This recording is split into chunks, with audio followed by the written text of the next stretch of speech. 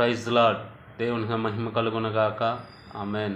ప్రియ సహోదరుడా, సహోదరి, ఈరోజు ప్రతి ఒక్కళ్ళు మనం మందిరానికి ఎందుకు పోతున్నాము? ఈరోజు అనేది కాకుండా మనము ఆయన రక్తం చేత కడగబడ్డ కానించి మందిరానికి ఎందుకు వెళ్తున్నాము అని ఆలోచించిన వారు ఎవరైనా సరే నేను ఒకటే చెబుతున్నా, మనం మందిరానికి పోయేది పరలోక రాజ్యం పోవటానికి మనం పోతున్నాం, కానీ ఆశీర్వాదాల కోసం కాదయ్యా మనం పోయేది. మందిరానికి ఆశీర్వాదాల కోసం కాదమ్మా మనం పోయేది. పరలోకం పోవాలని తండ్రి పరలోకం కోసం మనకి ఒకటి ఏర్పరచాడని బైబిల్లో రాసి ఉందా లేదా?